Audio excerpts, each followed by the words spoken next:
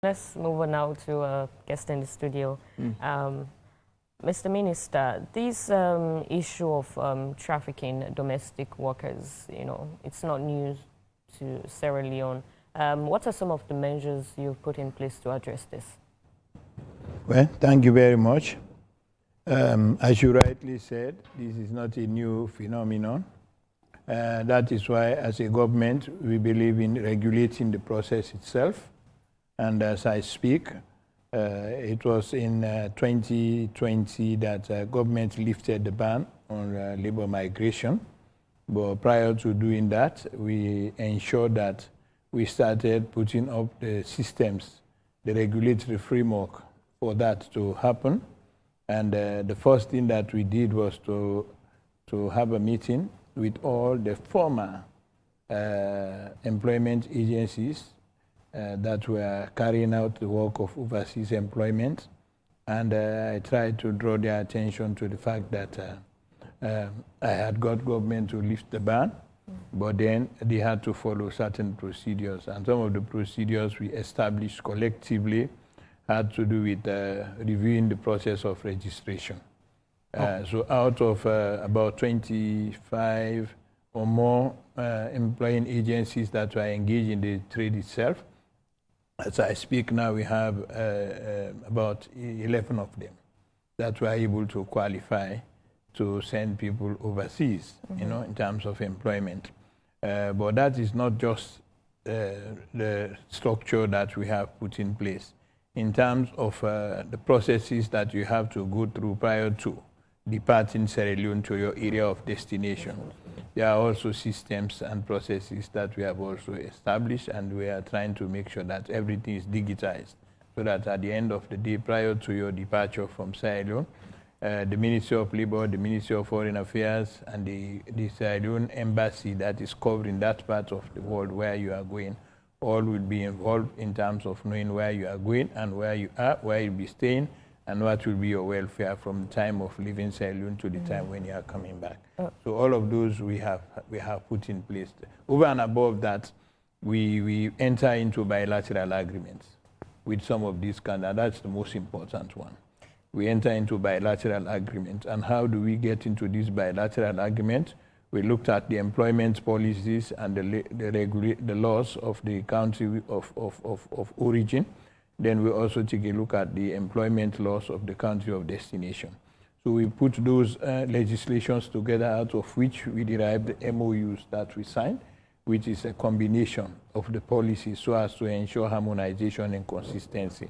So that is what we do. So as I speak, we have already concluded a memorandum of understanding between the government of Sierra Leone and the state of Kuwait, and the memorandum of understanding between the government of Sierra Leone and the state of Qatar, and the memorandum of understanding between the government of Sierra Leone and the United Arab Emirates, then a memorandum of understanding between the government of Sierra Leone and that of Saudi Arabia. The Sultanate of Oman had sent their own draft agreement, which I have reviewed. So as I speak, we also concluded the content, but you have not signed the agreement itself. You made mention in your statement that you have put measures in place.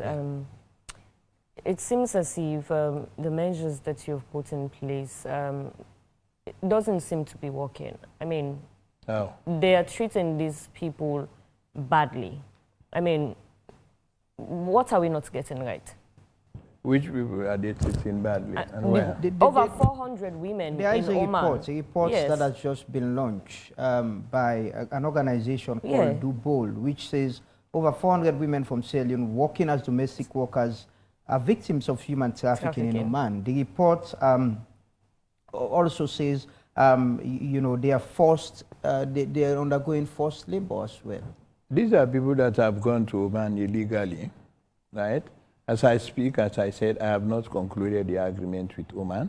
The people we are talking about have been there prior to my going there as a Minister of Labor, and they are fully aware of the fact that Oman has almost the worst, kind of employment practices. So even the agreement that was sent to us, the object is to make sure we sanitize that one. I was in Saudi Arabia recently, and there was a call for me to go to Oman, but because of the conflict of the Hajj, I was unable to reach there. So the people we are talking about, there has been there. But right? These are Sierra Leoneans. That's the first point I want to establish. They have not gone there through legal and orderly migration, right? They did not go through the process we are talking about. They are there. The embassy is aware about the fact that some of them are there. But the fact remains that the embassy, even in terms of having a registry of them, they don't have.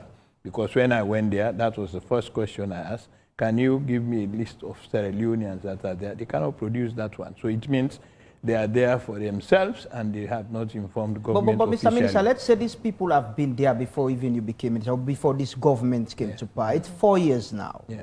And one could imagine if we've been having reports. I can recall the president traveled to Lebanon the other time. Yeah.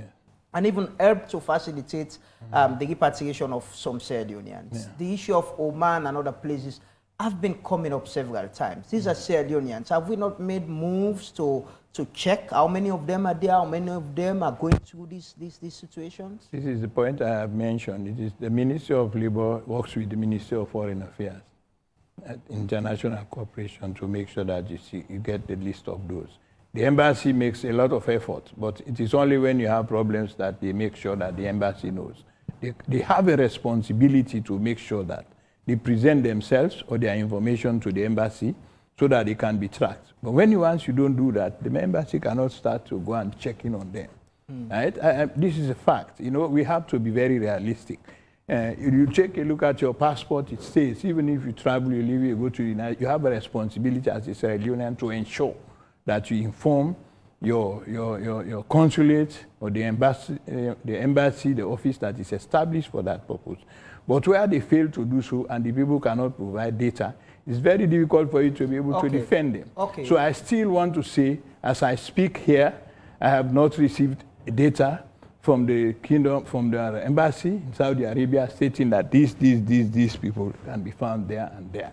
That's the point I'm making. Aside Oman, we had a similar situation as well in Dubai, wherein there are lots of complaints from Sierra Leoneans with regards to the way they're being treated. I mean, exploitation and trafficking of our people, especially women. What does this paint, what does this mean for our nation?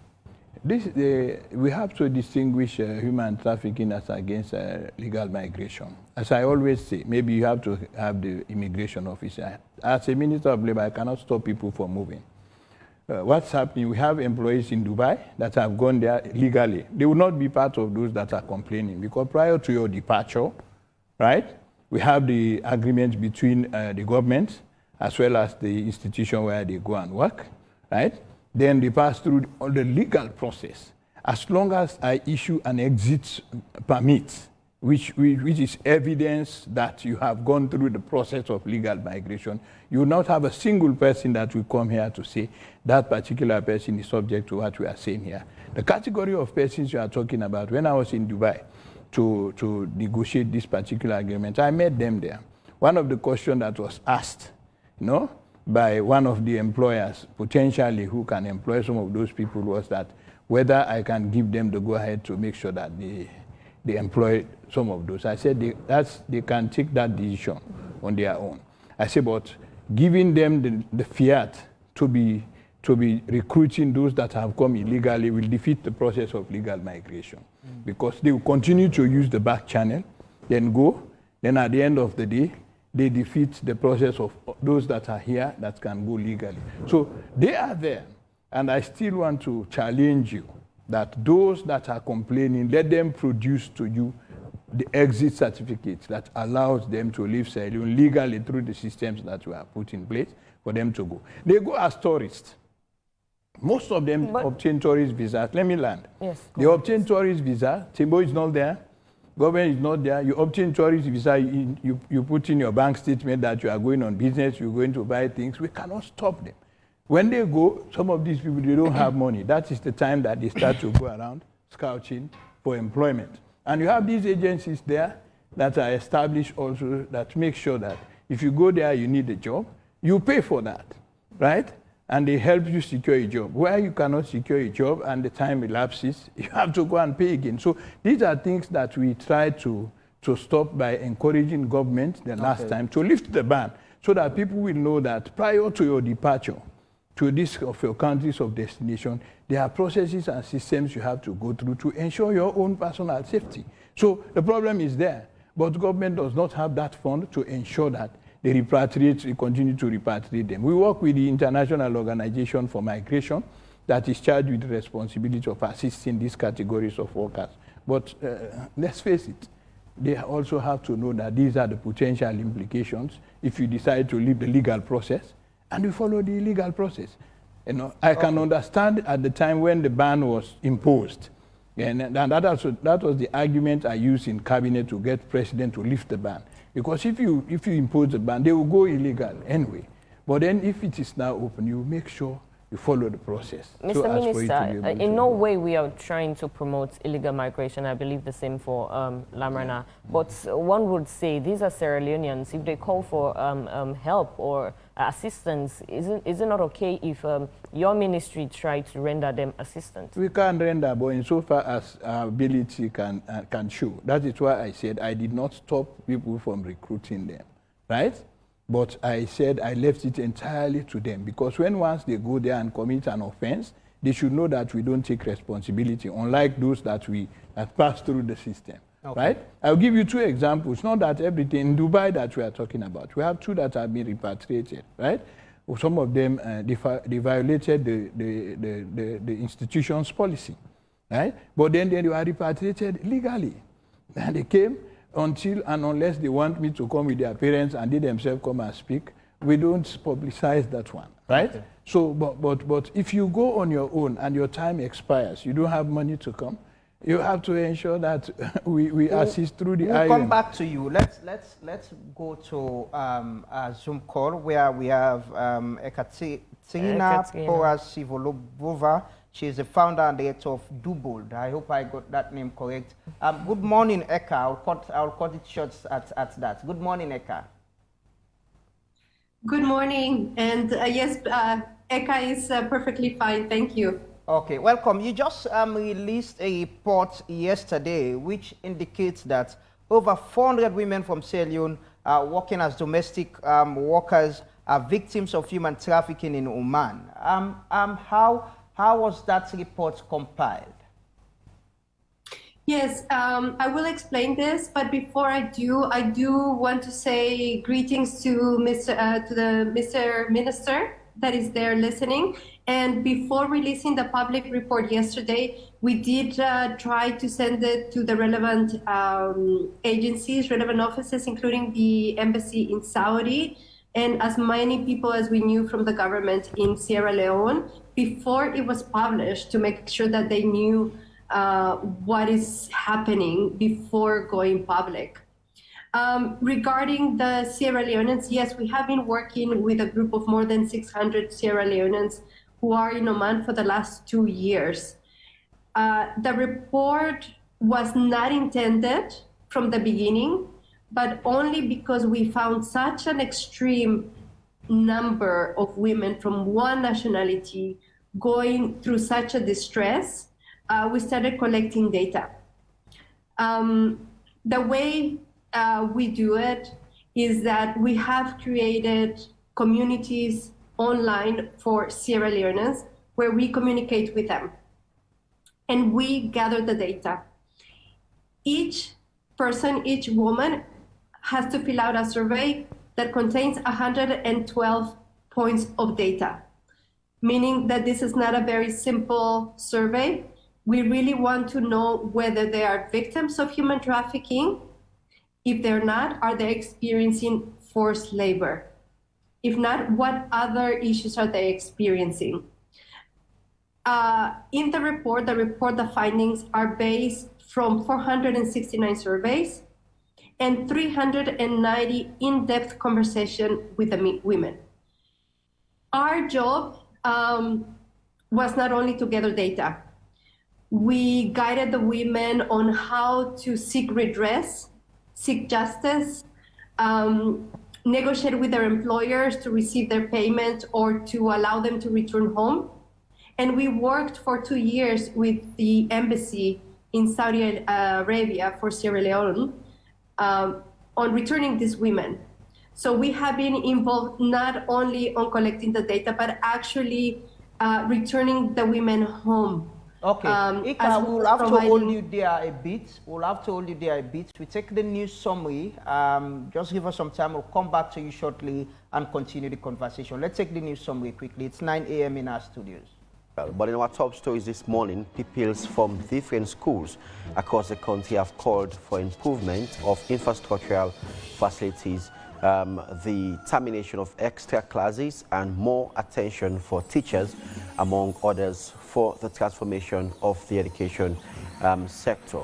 And they made this plea during a consultative with the President, Dr. Julius Maada, ahead of the Education Summit in New York. Teachers are engaged in extra classes. You find out that they do not have enough time to teach us in our classrooms because they do know if you do not have notes, you just have to go to their extra classes. Our teachers are discriminating us. Because of they have made a radical inclusion policy, we want to be among all of our colleagues going to school.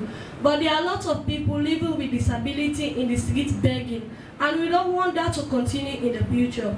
Even our sisters that are hearing impaired, that cannot hear or neither talk, they do not have the facility to enjoy from the free quality education because there are lack of sign language teachers in the school.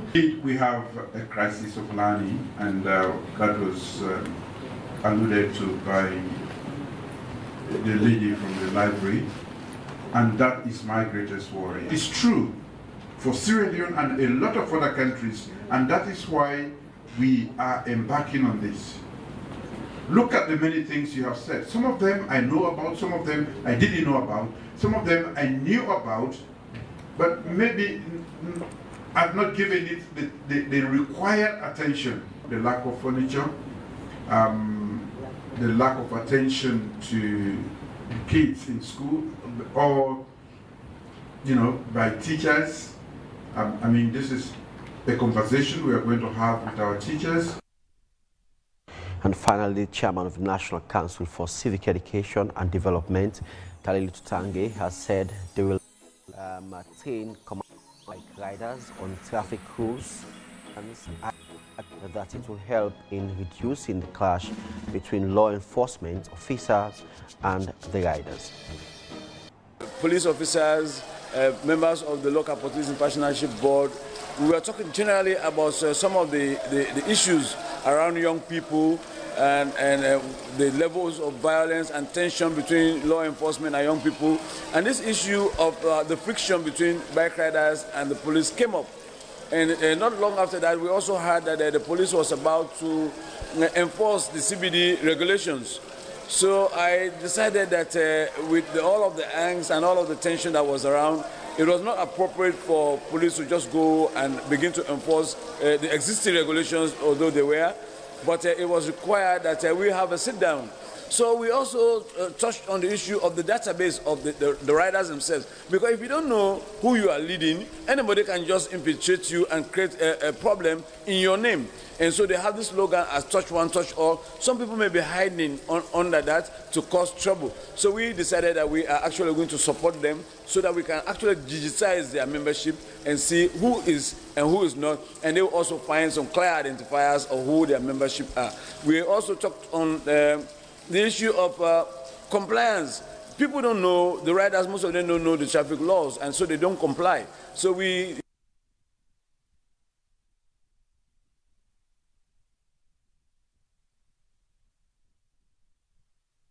All right, that's all we have in our top stories this morning. Back to Amadou and Marina Terry. Thank you very much, David Remy Wilson. We still have Ika on the line. Hello, Ika. I'm here. Yes, you were saying, you were talking about the survey and, how were you able to meet these women? How? Because I was reading the report, Mariama that you spoke to was talking about the kafala system, where when she wanted to go and report, she was beaten, she was locked up and all of that. How were you able to identify these women? So back in October 2020, we actually received an email from a Sierra Leone and other organizations, stating that there was a group of Sierra Leonean women that were in distress. In the beginning, they didn't know exactly where they were. It wasn't sure whether they were in Oman or in Kuwait. And just engaging through the people that were contacting us on the beginning, then we were able to actually go and meet the women. Meet the women meaning meet them virtually. As you know, domestic workers is a very isolated community. So everything, almost everything is done online. So what are their conditions, you know, when you spoke to them, these over 400 of these women, what are their present condition and status? So just to clarify, the community is of more than 600 women. And to join the community, we go through a very specific process to make sure that the community is safe for everyone. So for the last 2 years, we have repatriated more than 100 Sierra Leoneans on our own, of course, with the help of the embassy and donors. The conditions is going to be different for everyone. As you know, some of them have left their employer due to health issues or their working conditions. The majority are suffering health conditions, and those that are with their employer, they are often working more than 18 hours a day, and they do not have a day off.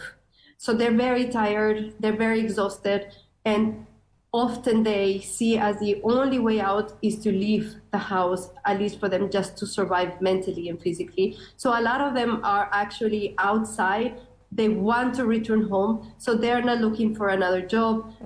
They just want to return home and be safe. Okay. Quickly before we leave you, Ekaterina, did you meet with the Oman government to know exactly as of what is going on with these women, and how were they? How was the process, you know, for them to get to Oman? So with the Oman government, what we did, we wanted to seek redress for some of the women, especially those that had experienced rape. We wanted to make sure there was justice and remedy done to them. So we tried to access the grievance mechanisms that are there in written form. None of them were accessible, except one who did respond to us. Unfortunately, the response was not the one we were expecting. And unfortunately, there hasn't been much communication, as much as we would want to address this issue. So these women, go on.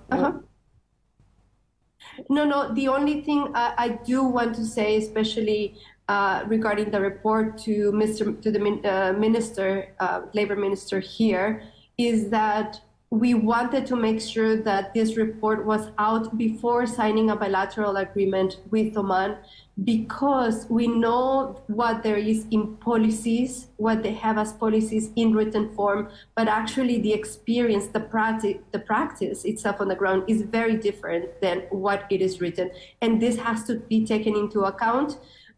We are neutral. We don't want to take sides. We want to work with governments to make sure that everyone's rights are protected, but we needed to document this data, and we did it as best as we could to gather as much as data-based evidence to understand what is happening and how widespread this is. And they are ready and willing to share this data with the ministry and government of Sierra Leone, because the minister is saying these are people who traveled illegally. They don't have data for them. The embassy don't have data about their whereabouts or how they went to Oman. Yes, and we understand of the ban. Unfortunately, we know that bans do not work by experiences from other African countries. They just don't work. They just fuel illegal migration. And in this case, what we found, we have women that traveled before the ban, during the ban, and have just arrived recently in Oman, so outside of the ban. And there is no difference in regards of what they are experiencing. Unfortunately, there is no difference on when they arrive, whether it's during the ban or before or after. Okay. In your report, you made mention that you interviewed over 469 Sierra Leonean women in Oman. Specifically, what are their cries at the moment? The primary thing that they come to us with is they want to go home. That's what they're asking. They want to go home. Last year, Oman had a 1-year amnesty where we were able to repatriate as many as we could.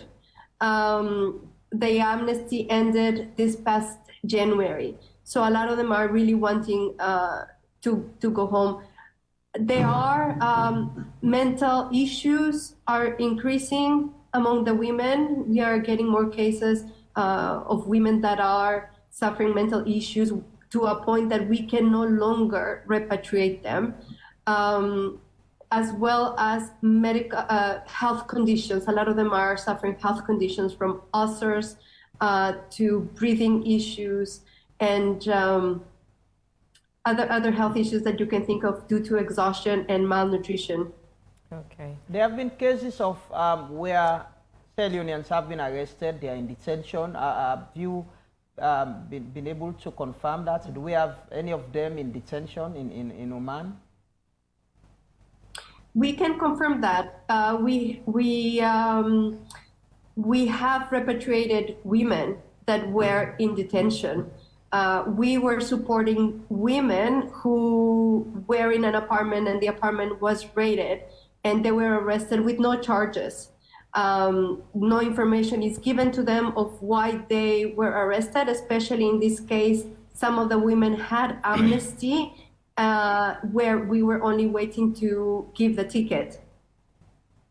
Okay. So yes, I confirm that some of them are arrested. And in some cases, we do not know, or the embassy does not know until months later. Okay, thank you very much, Ekaterina. Yes, she'll continue to stay with us. Yes. Let's hear from the minister, and perhaps there might be things she'll want to react to. Mr. Minister, you've heard from Eka. They actually did the report on this situation of our compatriots in Oman. Let me be honest, even prior to coming here, I did not know, in fact, that some of these, because first I have not seen the report, right? And if she can confirm that it was sent through legal channels, let her repeat that, right? Okay. Where Eka, actually, can you confirm that's the report? Where let's they just sent get it that officially. Eka, the minister is asking if you can confirm that the report was sent to government through the right channel for them to understand the report or for them to react to it. Yes, the advanced copy, the advanced reader's copy, so before it was public, it was sent to the Sierra Leonean embassy in Saudi, and they did confirm that they received it, as well as it was sent, I do not know his name, but it was sent to 2 different emails for the anti-trafficking department of Sierra Leone. And this was sent also before it was publicly available. Okay. Well, I would say I have not seen that categorically. I have not seen that even prior to coming here. But let me just again repeat what I have said, that as far as regular migration is concerned, we have not concluded arrangements with Oman for Sierra Leoneans to go and work legally in Oman. That's the first point I want to make. I want to still confirm that indeed, yes, the government of Sultanate of Oman did send a draft agreement, which we have reviewed, and we have sent it back to them, and it is yet to be signed, like I have done for Saudi Arabia. And let me tell you, even Saudi Arabia, we have signed the agreement a month ago. It's going to take us 3 months to set up the structures and the systems that will ensure that when Sierra Leoneans leave here to go and work in any multinational company in Saudi Arabia, they will go there safe, orderly, and at the end of the day, when their tenure ends, they will be able to come back. So even in Saudi Arabia, as I say, we have a huge number of jobs that are now being requested, but I have refused to ensure no Sierra Leonean goes there until we finish this process. So coming to what she is saying, I want to still say, if the embassy is hearing what I'm saying, I have not received that report from the Ministry of Foreign Affairs. Okay. Right? Because that is only legal channel that the Ministry of Labour can receive correspondence and act on them. But if we had got it informally, I will also go through that and see what we can do as a ministry, because sometimes it's a two-way thing. Government does not work in silos. If they do not have the information, we have it, normally we share with them. But if they have it and we don't have it, they share also with us. So still, when you talk about the kafala system, exactly. Yeah. This is a system where those who go, first of all, sometimes they don't know their employer, they don't know their agents, right?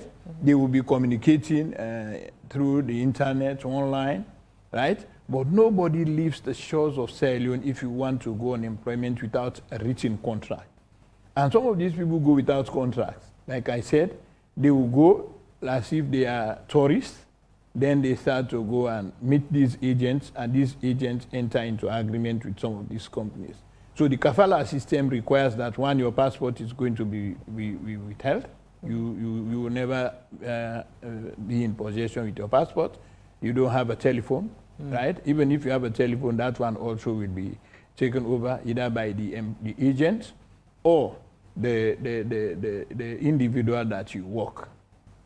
So all your personal information are normally going to be withheld. That is one of the conditions of kafala. Unlike regular migration, you have your phone with you. You communicate at any time, right? The embassy has your information. We have the information. Ministry of Foreign Affairs have the information. So all of these people that we are talking about, as I say, we don't have the information as far as their situation is concerned. And the fact that some of them leave one employer to the other when they travel, and that is one of the reasons that is responsible for their also sometimes arrest and imprisonment, right? This agent that is located in Oman, who is responsible for the person's entrance into Oman, has to receive monies from maybe the employer as a result of like a commission that they normally receive. And when you abandon that particular job from for the employer, normally they pay a penalty. So once this particular individual, they discover this person is working in another establishment, that is why they chase them, for them to go and fulfill their obligations. So you have different ways where they get themselves trapped into this kind of situation. But all that the case may be, she mentioned that what they wanted is they want some of them want to come back home. Yeah. Let them state their names, where they are, provide it with the embassy. If they have it today, let them give it to AYV, and you pass it to us. But Mr. Minister, no, I'm just saying, this is a report. This is a credible organization, and I've been able to reach out to these women. Yes. Will you want to commit to working with them to see? Definitely. To see how this can be addressed? But I am saying, if they have the names today, let them send them to AYV, and let us have them, right? Let us have them. The reports will be there. You know, the report, I have not read it, but does it have any annex to show the people where they are? It because doesn't. The one I've seen doesn't. But some of the women are quoted in the report. It doesn't matter. But what I'm saying, this is a report. I'm sure if you need further information Eka can provide. You can connect with them, because I'm sure they've been on the ground, like she mentioned, they've been in touch with the women, and they're trying to help. But that's what I'm saying now. We are very clear. If they have the information together with the data, let them submit the data. They're not the literature now. You are talking about Lamrana somewhere and my sister here. If you are in this location, say you are in this location, I'm here, right? Need this. So we know exactly where they can be traced. So I'm still saying, if they have that information, not just the report, the literature part of it, if they know these people who have contacted them, can tell them where they are, let them provide that information to the embassy. Right? When they provide the information to the embassy through the Ministry of Foreign Affairs will communicate to the Ministry of Labor, and will work with the International Organization for Migration and use other channels.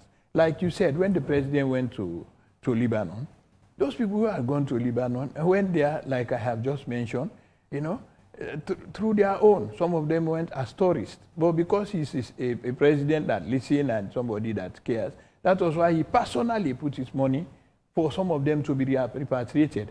And as I speak, after this particular hall, for Lebanon, now we have established a system for Lebanon, specifically for that, which is going to be integrated with Sierra Leone Airports Authority as I sit here, we concluded that document yesterday, and we work with the embassy, the Sierra Leone embassy in Lebanon, and the Ministry of Foreign Affairs, the Immigration Department, and we are going to farm it up with the embassy of Lebanon here, right? So that from now onwards, you will not hear a situation where people will say they go to Lebanon and have this kind of problem. So come on, let us work with the structures that we are trying to put in place.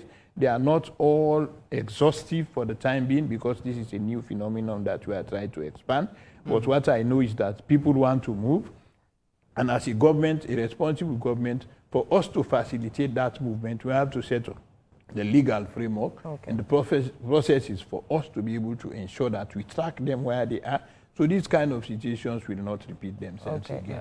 So if they want to come back, as some of them they've asked, if they want to come back and go back, the opportunity is always there, because when they come back, in terms of payments for their tickets and all of this is the responsibility we have imposed on the employer, right? So let them provide us with the information, the data, I mean by names, so that if they want to locate them, they will know where they are, right? So that through the embassy, we'll be work out a program so as for us to be able to ensure we salvage their situation. We all know that there are legal ways, you know, to obtain jobs out there, but Mr. Timbo, can we or should we look at creating job opportunities for our people? I mean, through you being the Minister of Labour, I mean, this will actually bring a decrease in the interest of people trying to migrate, seeking greener pastures. Let me tell you about migration. It's not just unique to Sierra Leone, right? I will send you after here, I'll send you information from Australia, right? The Kenyans, the Nigerians, the Ghanaians, millions of them. So we will not stop that. As I sit here as a Minister of Labour, I have issued work permits to foreigners who are here. It's over 200,000.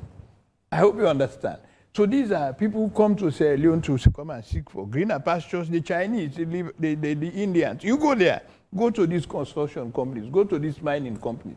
They are here, right? No government in the world will be able to provide full employment for its citizens, except when I was in the ILO, the last time I met with the Minister of Labour, I think it was from Bahamas, no? So he was telling me that they have about 6 million tourists, but then their population was about 400,000 to 500,000. So people that are coming are more than those that are living there. So in terms of jobs, they have more jobs. But you go to Philippines, in Philippines, the largest income generating institution has to do with labor migration. That is what they take to develop their countries. And I want to assure the listening people here, it is not a bad thing for people to go out and work, right? These jobs have been there. As I speak, I just received a communication from the government of Australia requesting that Sierra Leoneans can also now go and work, and they have opened for 5,000 jobs for Sierra Leoneans. You understand? But then we have to develop the human capital for us to be able to ensure that they have access to those jobs. They have to be trained. They have to have the required skills that will meet the expectation of some of those employers. So, but as a government, I understand the point you are saying. Yes, government is trying to make sure that there is peace, because for us to be able to attract foreign direct investment that will help government in giving the jobs that we need, decent jobs, there should be a stable atmosphere in the country. And this, I would not hesitate to say that as a government, we have made enormous strides as far as that particular area is concerned to make sure that the enabling environment is provided to attract foreign direct investors. Now the mining industry is gradually booming. People have also foreign direct investment is also in the field of agriculture, which is also employing a whole lot of people that we are talking about. So it's a gradual process. So we are very mindful of the fact that we need to also capacity to our people for them to be able to work in Sierra Leone.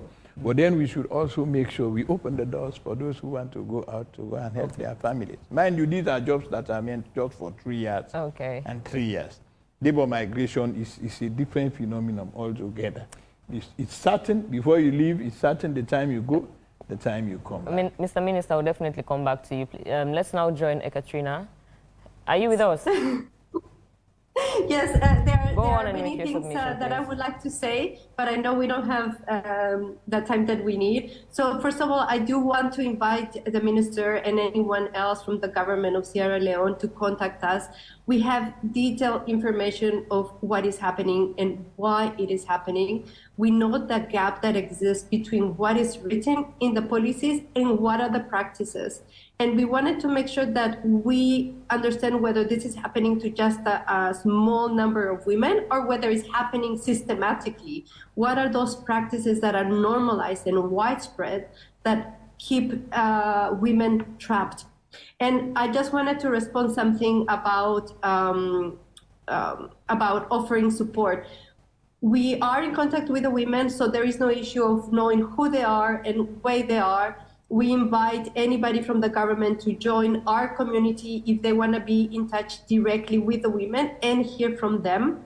Also, we have worked for 2 years with the Embassy of Sierra Leone in Saudi, and they have done as much as they could. They have provided ETCs to all the women that we needed to repatriate without a charge, which that was an amazing support for the women. However, there is not much else that they cannot do. They are not present in Oman, and that makes it very difficult. Also, it's not about having a flight ticket available. The women are not allowed to leave Oman without the permission of the employer. So the employers are asking money to get this permission to leave the country, regardless whether they were paid or not, regardless whether they were working with elements of forced labor, regardless whether they're sexually or physically abused. And that is the problem. They cannot return home, even if they have a travel certificate, even if they have a ticket.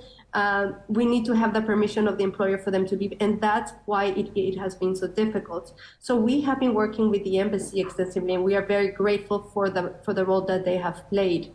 We have also engaged with the IOM from the beginning of when we started working with them, which was October 2020.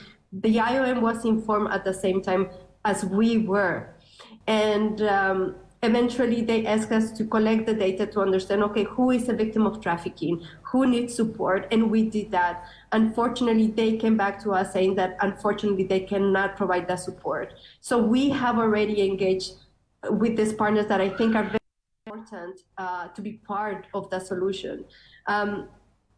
Yeah. Okay. Thank you very much, Ekaterina. Yes, continue to stay with us. Yes, let's take some few messages via social media. Our first message from host friend Kamara says, Lebanon is not a green pasture region presently, as they are having serious geopolitical and economic constraints. It says these recruiters or agents are all over the place dubiously, taking our sisters and brothers illegally to those Arab countries. And this Ministry of Labor is all about talking all over the place without any mechanism to salvage such unfortunate situation. And Kamara Charles says, let this be a lesson to all Sierra Leoneans youth to respect the institutions and migrate legally. And Ronald Georgeson says, Mr. Minister, I agree with your comments, but nonetheless, they are Sierra Leoneans. So what is the embassy doing in making sure they are returned back to Sierra Leone? The embassy must do all it can so that they can be repatriated home. Rice Kamara is asking, can the minister work with organizations?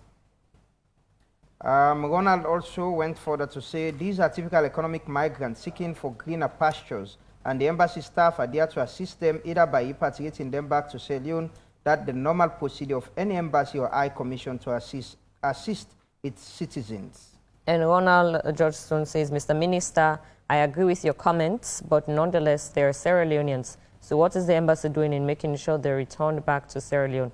The embassy must do all it can so they can be repatriated home. Osfren Kamara says, Mr. Minister, regarding the decent work agenda promoted by Tokyo International Conference, TICAD 8 on Africa Development, what are the strategies adopted during this summit in Tokyo to address these challenges? And Ronald Biresport again says, these are typical economic migrants seeking for greener pastures, and the embassy staff are there to assist them, either by repatriating them back to Sierra Leone. That's the normal procedure of any embassy or high commission to assist its citizens. The final one I'll take is from Musa Alassane Kamara. It says, Mr. Minister, is there any provision of safety for Sierra Leoneans in Egypt who went to Guinea? And another one is from Ahmed Kamara. He says, CNN emailed our information minister several times, but he denied in public TV, even after the interviewer showed him the email addresses. Yeah, those are the messages you could take, Mr. Minister. You want to answer? Well, thank you very much for those that have endeavored to provide some information as well as ask questions. On the issue of whether we work with organizations, of course, we do work with organizations to make sure that we provide the opportunities needed and also collaborate effectively to ensure that where they have problems, those problems are being looked into. Like I mentioned, the IOM is there specifically to assist. We have the ministry and the embassy. And that brings me to the question of what is the embassy doing, right? The embassy is doing a lot. I mentioned that in Saudi Arabia covers, Oman. So when I was in the embassy, I held a meeting with the embassy staff, and the lady who was responsible for issuing out emergency travel certificates in our meeting did mention that that is the problem that they are having. For those that want to repatriate, they no longer have passports, like I mentioned. As soon as they enter, those passports are normally taken over by the person who is responsible for leaving their countries anyway, right? So once they have those passports, some of us, we don't know what they do with those passports, but at the end of the day, when they want to disengage themselves with their employers, they don't have any means to show that they can be repatriated. That is why they seek recourse to the embassy. And the embassy has been very helpful as far as that area is concerned. They don't refuse giving them emergency travel certificates. But like I said, what happens is that you hear her saying, the employers don't release them, right? The employers don't release them. And that is why I find it strange if the government collaborates. And she was not very clear as to the efforts that they have made, the question you asked her, how they have engaged with the government. Because it is a government there. Like in Sierra Leone, we issue out license to employing agencies, and we can suspend them, we can regulate them. So the same thing for the government of Oman. Those local agencies that are responsible for this recruitment, they regulate them. So if they want to have access to these workers, I don't see any reason why they should say, we are not going to release them. But there have been reports, Mr. Minister, when sometimes even, which is good, perhaps you'll have some bilateral meetings with your colleagues on the other hand. But there have been instances when even authorities don't have access in these countries to these people because they are locked in certain places, they're treated the way they shouldn't be treated, unless there is an alarm that they could understand that they are suffering that way. No, it's not the migrants I'm talking about. I'm talking about the authorities that are responsible to ensure that this kind of engagement is constructive and it yields results. Right? Like her now, those that produce this report. She asked her a question. What efforts have they made to engage themselves with the authorities? So that is what I'm saying. Sometimes Oman. the authorities they engage them, and we all understand how. No, she has not said that. Yeah. Okay, we will ask her. We'll definitely ask her. But I remember her saying that they actually reached out. Yes. But, they were having difficulties. Yes, even with the reports she launched, she made mention that they reached out to the Oman government, but they had no response, towards it. Yes, and these are the things that we are talking about, The last time I wanted to have a contact with the Minister of Labor in in Saudi Arabia. It took them a whole lot of months until I had to go to the International Labour Organization. We met with the minister there. I opened contact. That was what facilitated my travel to Saudi Arabia. It's not like here in Sierra Leone. Sometimes there, for you to see a minister, it will take you 2 years. You cannot see them. It's so difficult. The embassy had also complained at some point about the kind of difficulty that they also engage in terms of getting access to these kinds of people. But like I said, the whole aspect of it has to do with where we can locate them. She has promised that they have the information for all of these. Since we are trying to work out solutions, that is why I said if we have the information as to where they are, this information, the embassy after here, I will try to find out from the embassy what they have now so far.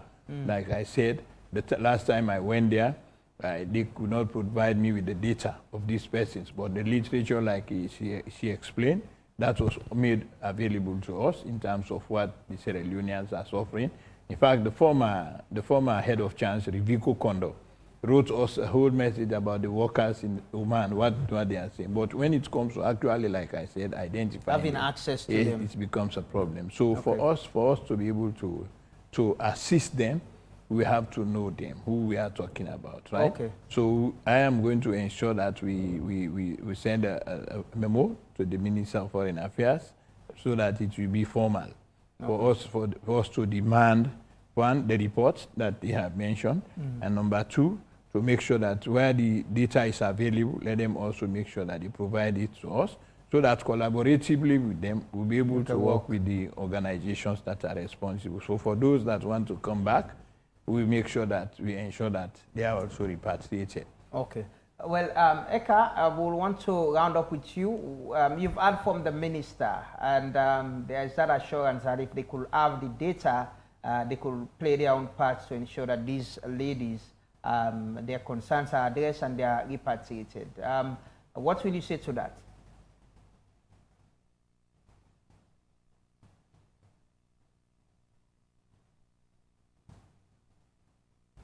I think we're having... Hello?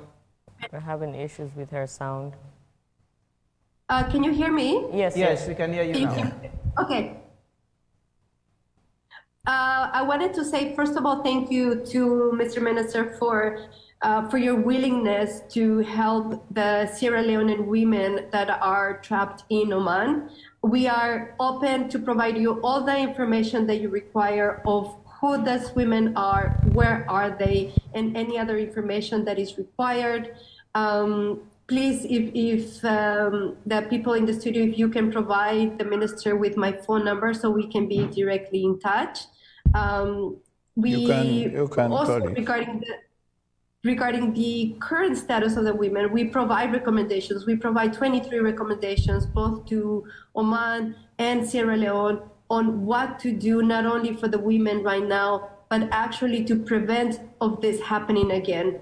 And one recommendation of what to do right now, because we know that the employer holds a lot of power over the worker. And it was only in one case that we saw where the government was able to return the worker without the permission of the employer. And this was an extreme case because the woman had AIDS and she had cancer. And this was the only one time of the 656 women that was not arrested and was returned to Sierra Leone. So we know the response of the government and we know the power that the employer holds over the employee. And we need to address that. So we are here, we are ready to cooperate, we are more than ready to bring the women home, and the women are waiting. Okay, thank you very much, Eka. I will definitely share your contact with the minister, and you keep in touch afterwards to see how these women can be supported and repatriated. And we'll definitely keep in touch with you because we also have some interest. This is a public interest issue. We'll definitely keep in touch with you. But thanks for joining us this morning, and hopefully we'll have you some other time. Thanks, Eka. Thank you for having me. Mr. Minister, I want to, as we finish that discussion, but I still want to ask you about issue. I remember the last time Samuel was interviewed in New Year about issues that has to do with some Sierra Leoneans who paid to travel, and they stormed the office. We're complaining about they've been duped and all of that. What's the status of that situation? Well, like you read, that has to do with the Taju. But let me just say, express my appreciation to the lady for the report. But like I said, all of us should work together to make sure that we salvage the situation. I look forward after here for you also to forward us with the reports that you have, including the recommendations that they have made. We are very much open Sierra Leonean, wherever they are our brothers, they are sisters. What affects them, we should also affect us, you know. But I want to say as a last point there, for people to know that as a government, we have not started the process of issuing exit permits for people to go and work in Oman. When that particular process is completed, I'll come back to AYV for the people of Sierra Leone to know that from the legal standpoint of government, from now onward, Sierra Leoneans can travel to Oman to go and work, you know, consistent with the agreement we have signed. For the Saudi Arabia, we have concluded the agreement. Like I said, the Deputy Minister of Foreign Affairs and Human Development has been specifically assigned 2 days ago to work with me and the Sierra Leone government to put all the mechanisms in place to facilitate manpower deployment between the Kingdom of Saudi Arabia to here. So within these 2 months, we would have been able to conclude the digitization process the way they expect us to comply, so that at the end of the day, whoever goes to work in that particular would be safe, right? So I wanted to make that particular point. Coming to the one you just mentioned, and those are where the challenges are. You see, the lack of patience of Sierra Leoneans. I think I mentioned it here the last time that we are going to ensure that we find a solution to that. Some of the measures we have put in place, I will not disclose them here, right, for us to address the issue. But I did promise the last time that those who are still interested in going, they should also make sure they work with us in the ministry. So as I speak for now, about 6 of those people affected have also traveled now through the SOS Global Investment outfits that we have in the Ministry of Labor. Like I said, these are mostly drivers. And these jobs sometimes, those that are meant for drivers, when they come like that, and they are filled by other countries that need them, it will have to take some time for us to have a repeat of like the request. But the fact remains that now we have the data of them, and I'm happy that they have decided to keep the peace, because the impression that was created the last time was as if like I have collected money from them, you know, and they want to deprive them of their intention to travel. So how is Taju? Is he paying back? He has failed to meet the 2 targets that he mentioned, but like I said, I don't want to talk about the details of how we want to deal with that situation. Otherwise, it will defeat the So how could Sierra Leoneans be prevented, be protected from situations like this? Let the Sierra Leoneans stop the going back though. That's the But Taju wasn't back though. No. What I'm saying is, yes, it was registered, but at the time they started paying, he was not yet registered. That's the point I'm saying. If you look at the receipts some of them have, you know, I knew that we are going to register them because they have fulfilled the architectural framework that we have established in terms of offices where they can locate them. But for somebody to take money from them, the quantum that they have taken, we've not prescribed that one. That's the point I'm saying. So for those people, before they would have paid like those kinds of amounts, I should have been, you know, it should have been to my knowledge. But why I accepted responsibility is because at some point I came to the realization that some of my staff are fully aware about, you know, the situations that have taken place. That's why I took personal responsibility as a minister as far as that area, and committed myself to ensuring that we'll make sure that we solve the issue. What I did not want the picture for them to create was as if, yes, I was responsible, and that myself and Taju are working together to make sure that money is taken away from them. That's not the intention. And let me just say this, that believe you me, we will have to make some videos for you to see how the Sierra Leoneans that have gone legally have excelled. We have audios of somebody complaining about me. He is from Makeni, where I hailed from. He went illegally and happened to go and work those that have gone there legally. So they are working in the same place. They are having different amounts, right? That is being paid. So he was annoyed about it, that they are paid differentially. And at the same time, he is given 1 year before he can receive a document. Those people, when they are 5 days, they have received all their documents. So this was, I will send you the audios for those ones. They are complaining. So this is just what we are trying to talk about. Let people be patient and let them make sure now this time around. That's why we give our numbers. Based on this Tajo experience, now I have said it to the agencies that we have registered. Nobody takes money from anybody until we prescribe the fees that we are talking about, right? Yesterday, I received a good number of them that are having difficulties, but I stood my ground that the agencies, as far as this particular area is concerned, until we deal with the Tajo issue. It's unfortunate that it happens, and it's like something that has happened before. It repeats itself. So definitely, as a minister, I'm still committed to that. And if they are listening to me, I want them to continue to exercise patience. Justice will definitely be seen to be done as far as that area is concerned. And those that we can help for them to fulfill their ambition, we are doing like those that have started going now. Thank you very much, Mr. Minister, for joining us this morning on the show. Definitely we'll find some other time to have you to discuss further on some of these emerging issues. But thanks for joining us this morning, and we appreciate that very much. He's the Minister of Labor and Social Security, Alpha Timbo. We've been talking about a report by Do Bold, an organization about women, Sierra Leonean women who are stranded in Oman. But we now take some sport news. We have Francis Tiafoe, who is of Sierra Leone.